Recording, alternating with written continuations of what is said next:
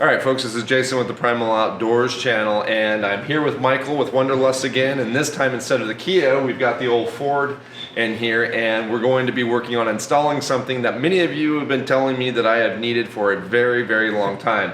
So, what is it that we're going to be installing, Michael?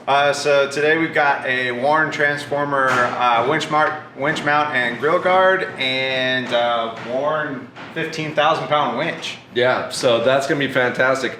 One of the things that driving the Kia when having the winch with it, I used it a lot and realized just how valuable a winch is, especially when you're out in remote areas. I winched out other people, I even winched out a semi with it, so I'm really looking forward to having it on the truck. I can see it being a huge value, not only for the times I get stuck, but for the, just helping me do some other chores, like when I'm gathering campfire, being able to pull logs out of the woods, pull logs out of the road, things like that. So I think it's going to be huge.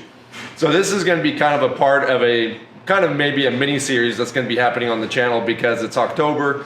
I have actually several projects that I'm trying to do to get the truck ready for some long-term sustained overland trips. So we're going to get started on this, and yeah, we'll just kind of go through a little bit of the process of getting this thing installed. So also want to thank Warren for providing all the hardware and everything, the Warren transformer and the 15,000 pound winch, and I want to thank Michael for installing it for me. So no problem. Alrighty, so let's get on this.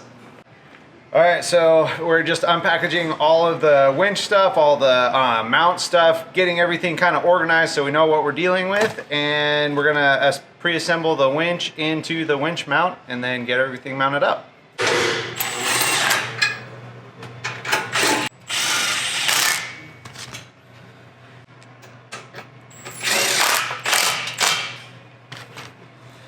So for now, we'll just kind of snug everything up and then we'll torque it all at the end.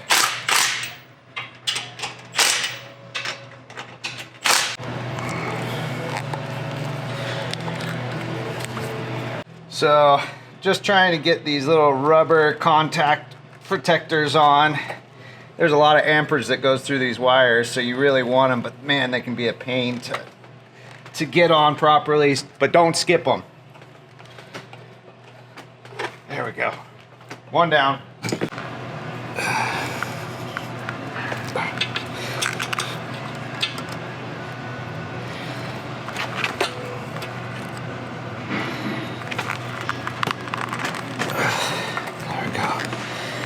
Alright, the next step is we gotta actually remove the front bumper shell off to install some brackets, and then we install the brackets, put it back on, and then we can keep going on the rest of the grill guard.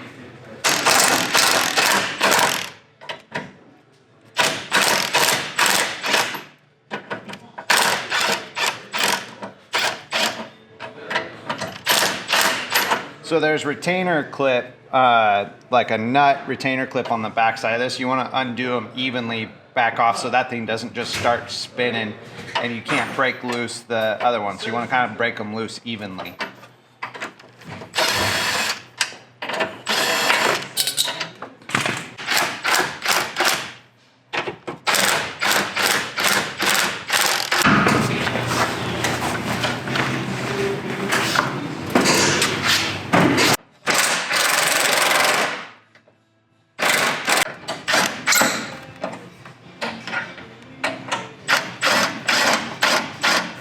Alright, we're gonna now remove the tow hooks. We already sprayed it with PB Blaster, always a good idea with rigs that have seen a lot of dust and dirt and off-road and rust, and don't want to break off one of these bolts.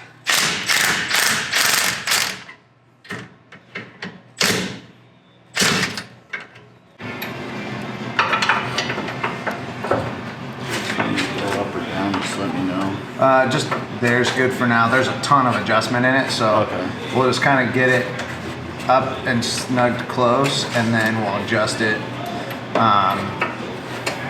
Have you guys kind of hold it in place while I snug it down after we get the adjustment. Did you get that in?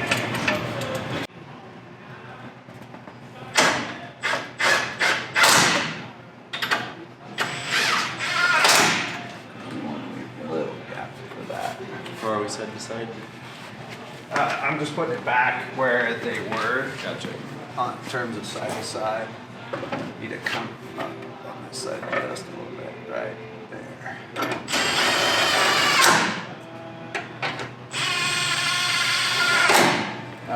All right, so we pulled the bumper off to mostly to put these brackets on and get some stuff prepped up to put the transformer grill on, and now we're going back on, getting everything aligned back up. It'll align just a little bit lower than factory just because of these brackets coming out, leaving a little bit of gap for the grill so it doesn't contact. All right, so next we got the main mounting brackets that go where your old, the factory tow hooks go. So instructions say to start these like this. We'll see if that helps. Maybe.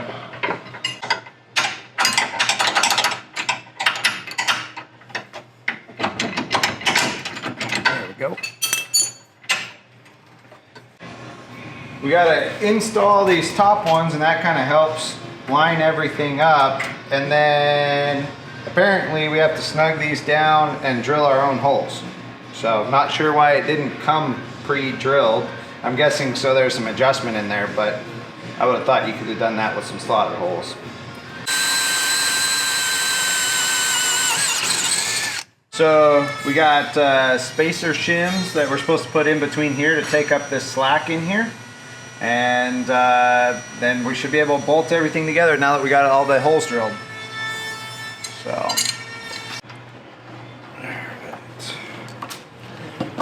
Get this top one in.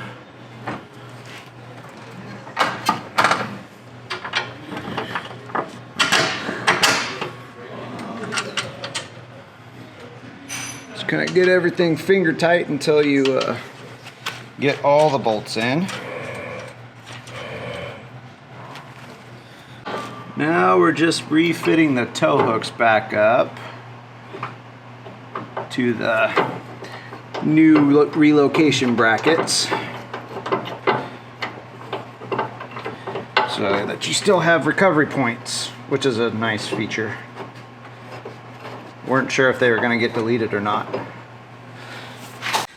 All right, we got these extra upper support brackets all marked up underneath. So now we just got to drill some 7/16 holes so we can bolt them up.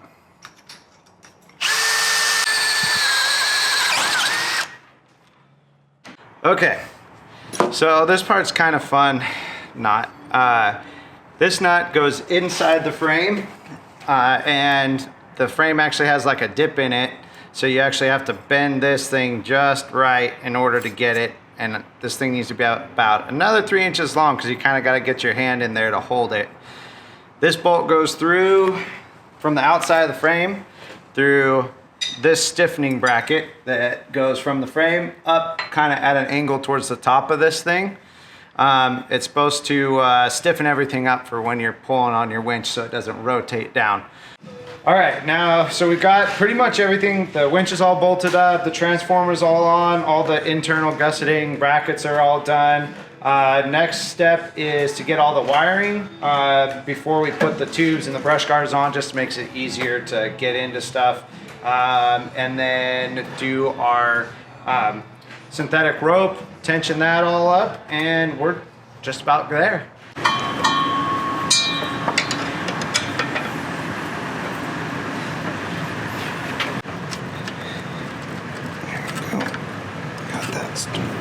All right, so the last thing we need to do is hook up our winch line and then pre-tension it on the spool.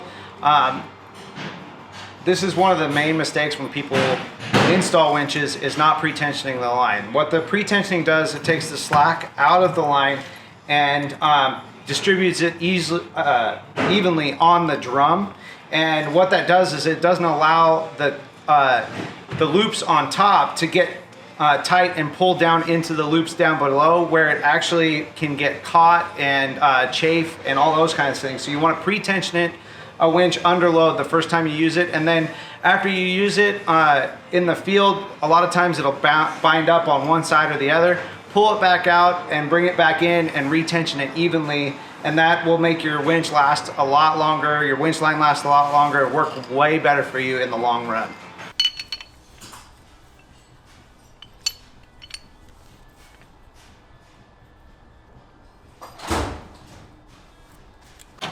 So you want to get a full wrap on the drum of your winch before you actually start putting tension on it. You don't want any of the weight of the tension of the winch on the pin that's holding this. You want to get a full wrap on the bottom of the drum because then the friction holds it in place. You're not relying on just this one little bolt that's holding the line in place. Then you tension. Then you load it up, tension the rest of the wraps on there until you get to the very end.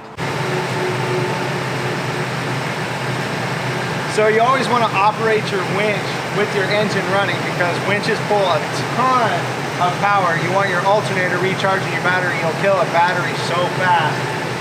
Bigger winches will pull 300-400 amps sometimes.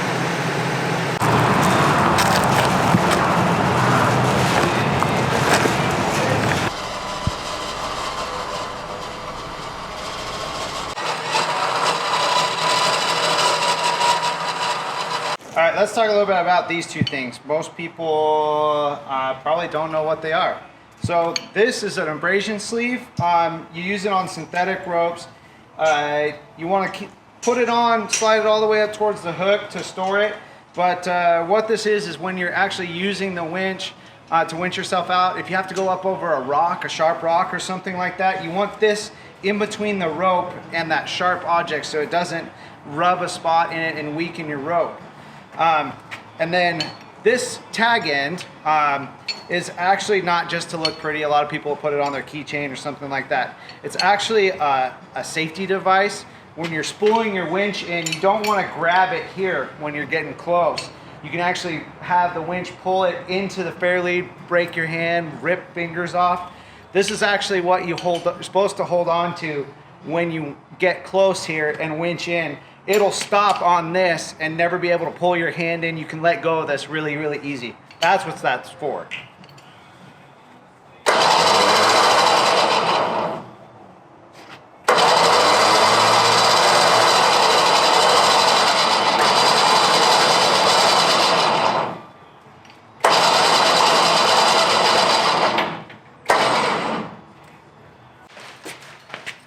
All right, guys, so Michael's gotten everything done. It looks good. There's another bar that actually is set to go across here, but this control box is too tall, and if you set the bar in there, you can't actually get to the piece, so we're not sure about that. I may go ahead at a later date, just drill a couple other holes and move the bar and just have it set a little bit higher, but at this point in time, everything's in and working. So on a scale of 1 to 10, Michael, how was this to install? I would say difficulty-wise, it was probably a 4.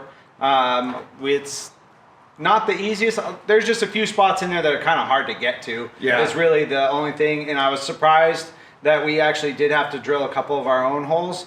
But other than that, it was pretty straightforward, simple. You know, if we we're doing the same one again, I'm sure we could cut an hour off our time easily. Yeah. So, but not all that difficult. Okay. Yeah, anyways, yeah, I'm super excited about it. Like I said, having one on the Kia, they're super useful for so many reasons. So it'll be great to have this on the Ford. But anyways, I want to thank you again for helping me out. You guys, if you're in the Portland or Western Oregon area and you have some modifications you want done to either your off-road vehicle or overland rig or trailer or anything that has to do that you want something modified that goes off-road, bring it here to Wanderlust. Michael will take good care of you, and we'll catch you guys again outside.